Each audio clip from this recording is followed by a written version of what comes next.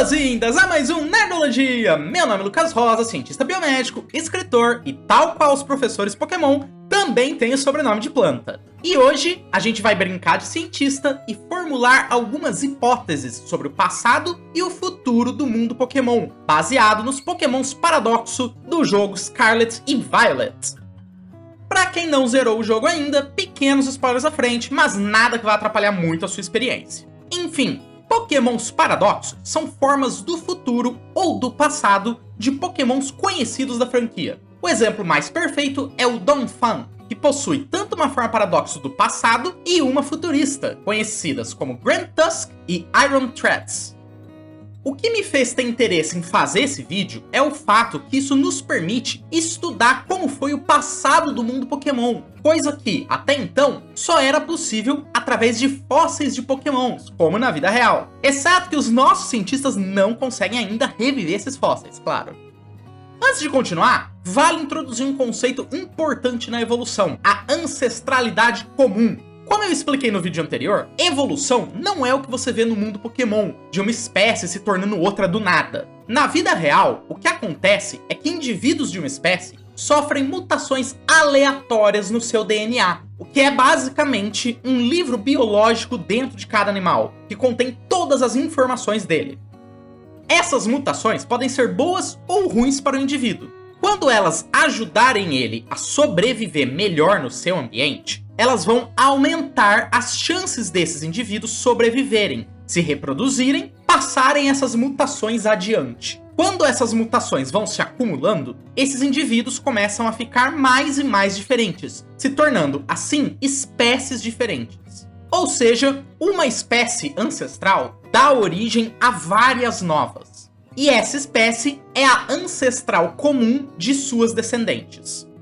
Portanto, falar que o ser humano veio do macaco é uma simplificação usada para ensinar as pessoas, mas não está correto. A verdade é que as várias espécies de macacos modernos, o que inclui nós, os Homo sapiens, descendem de um ancestral comum, cujos membros foram adquirindo mutações, indo para ambientes diferentes e sofrendo pressões seletivas diferentes, até gerar as várias versões que existem hoje. E isso vale para todas as espécies do nosso planeta. Macacos e seres humanos são parentes muito próximos dentro da família da evolução, então é fácil ver as suas semelhanças. Um cachorro é um pouco mais diferente, mas os canídeos e os primatas também compartilham várias características. Somos todos mamíferos, por exemplo. Todos possuem vários órgãos que funcionam de forma bem parecida, como o pulmão, o intestino, etc. Ou seja, em algum ponto, existiu um animal que possuía várias dessas características comuns e gerou descendentes que se diferenciaram nesses dois ramos evolutivos diferentes. Da mesma forma, existem características comuns entre um cachorro e um peixe, ou uma árvore. E isso é assim porque, lá atrás, teve um organismo que deu origem a essas características, e seus descendentes viraram as espécies modernas. E com isso, vamos voltar ao que interessa, os Pokémons. Uma característica dos Pokémons Paradoxo do passado é que todos eles compartilham uma mesma habilidade. Habilidades são características especiais que cada espécie de Pokémon possui. Podem dar vantagens em batalha ou até mesmo atrapalhar. De qualquer forma, as habilidades são características essenciais dos Pokémons que os ajudam a serem únicos entre si.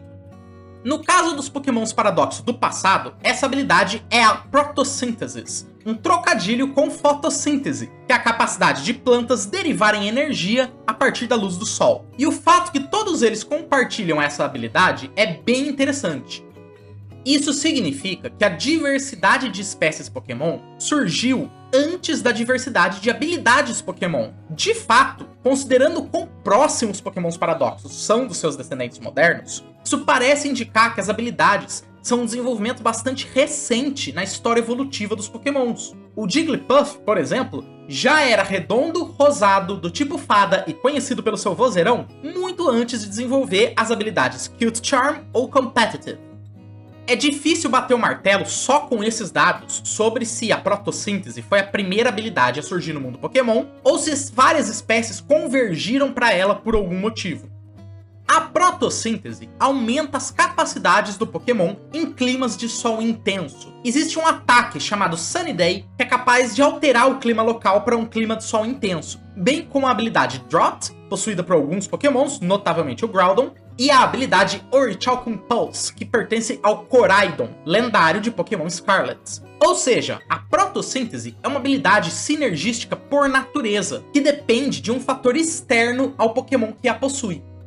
Se me permitem brincar um pouquinho de Professor Pokémon, minha hipótese é que não, a protossíntese não foi a primeira habilidade. Eu não consigo ver ela se tornando tão comum e sendo adotada por tantos Pokémons sem uma pressão externa muito forte. Seria possível ela ter surgido para se aproveitar da luz do sol natural em vez da luz solar induzida por outros Pokémons, mas isso me parece improvável. Mesmo Pokémons noturnos, como a Fluttermane, que é a ancestral da Misdreavus moderna, possuem essa habilidade.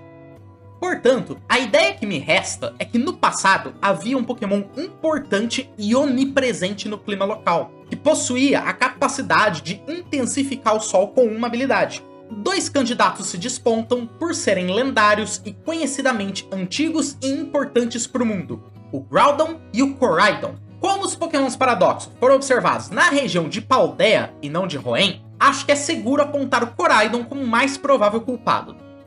E isso colocaria o Koraidon na posição de ter sido um catalisador para a evolução de todos os Pokémons através do surgimento das habilidades. O próprio Koraidon talvez tenha sido o primeiro Pokémon a desenvolver, por mutações espontâneas, uma habilidade, o seu Orichalcum Pulse. A partir daí, por onde ele andava, o sol brilhava mais intenso, e portanto, os Pokémons de Paldea acabaram desenvolvendo a capacidade de se aproveitar dessa abundância solar para fortalecerem os seus poderes.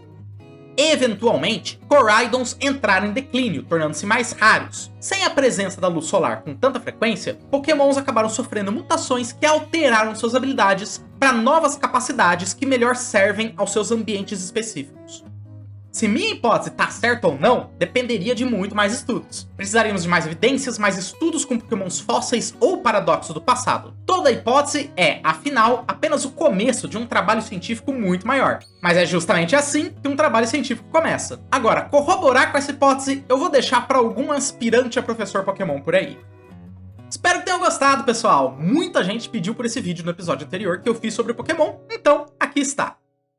E falando no vídeo anterior, algumas pessoas disseram não acreditar que se tratava de convergência evolutiva e que achavam mais provável o Diglett e o Wiglett serem fruto de divergência, ou seja, ambos possuírem um ancestral próximo que gerou essas duas espécies. Eu admito que eu ia seguir por essa linha originalmente no vídeo, mas eu percebi que essa não era a intenção dos jogos. Isso não significa que não dê pra brincar com essa possibilidade. O clima em Kanto, por exemplo, é bem mais frio do que em Paldea, de acordo com as regiões reais que inspiram as dos jogos. Assim, talvez os ancestrais dessas duas espécies tenham divergido devido ao clima. Em Paldea, foram para a água para esfriar sua temperatura e adquiriram adaptações para esse ambiente, virando o Wiglett. É uma possibilidade. Tal qual minha hipótese nesse vídeo aqui, teriam que haver estudos para matar essa dúvida. E é assim que algum estudante de doutorado no mundo Pokémon ganha uma tese para chamar de sua. Muito obrigado pela audiência, se você gostou do vídeo, deixe seu joinha, se inscreve no canal que é muito importante, e se você não cansou de mim ainda, você me encontra nos canais Mural Científico e Nunca Vi um Cientista. Muito obrigado e até a próxima!